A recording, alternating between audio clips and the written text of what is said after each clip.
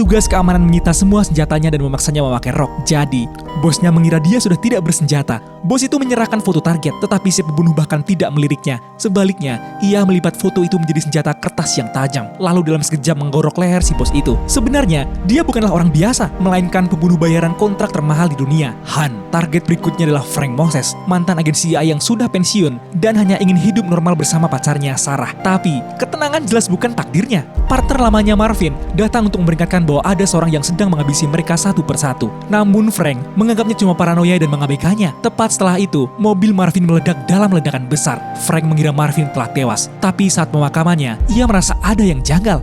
Diam-diam dia menusuk jasad Marvin dengan jarum dan melihat bahwa Marvin ternyata masih hidup. Kini, Frank yakin Marvin memalsukan kematiannya agar lolos dari radar musuh. Frank sadar dirinya akan jadi target berikutnya, jadi ia mencoba kabur bersama Sarah. Tetapi begitu mereka keluar, agen-agen CIA langsung mengepung mereka. Mereka ingin tahu tentang senjata nuklir bernama Nightshade. Saat Frank bilang ia tidak tahu apapun, mereka mengancam akan membunuh Sarah. Mendengar itu, Frank meledak.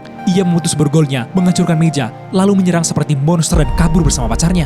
Frank pun mulai mencari tahu apa sebenarnya Nightshade itu. Marvin menjelaskan bahwa itu adalah bom Red Mercury, buatan ilmuwan eksentrik bernama Dr. Braille. Namun beberapa hari yang lalu, seorang membocorkan rumor di internet bahwa Frank dan Marvin terlibat dalam pencurian bom tersebut. Itulah sebabnya semua badan intelijen di dunia memburu mereka. Untuk memecahkan teka-teki itu, mereka butuh seorang broker informasi bernama The Frog. Mereka tiba di Paris, tetapi The Frog mencoba menghindar dan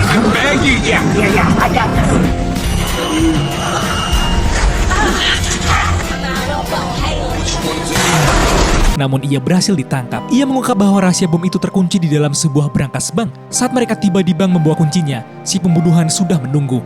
Han menghujani mereka dengan peluru. You dead yet, Moses?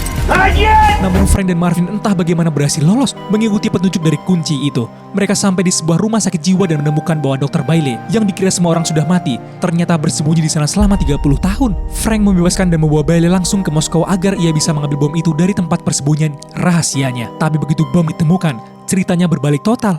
Dr. Bailey ternyata dalang di balik semua serangan ini. Ia memalsukan kegilaannya selama 30 tahun hanya untuk menunggu momen yang tepat meledakkan bom di London sebagai balas dendam atas kematian istri dan anaknya. Bailey menculik Sarah dan kabur dengan pesawat sambil membawa bom. Frank tak punya pilihan lain. Untuk menyelamatkan Sarah, ia harus mendarat di London dengan bom yang sudah aktif. Bailey merasa ia menang, tetapi lalu ia merasakan ada yang aneh. Ia membuka kompartemen bagasi pesawat dan melihat bom itu terletak di sana dengan sisa waktu tinggal 2 detik. Sebenarnya, Frank menyembunyikan bom asli di pesawat Bailey, sementara ia sendiri turun hanya membawa koper kosong. Dan boom, permainan Bailey pun berakhir. Dan Frank membuktikan bahwa singa boleh tua, tetapi ia tidak pernah lupa cara berburu. Anjay, kelas.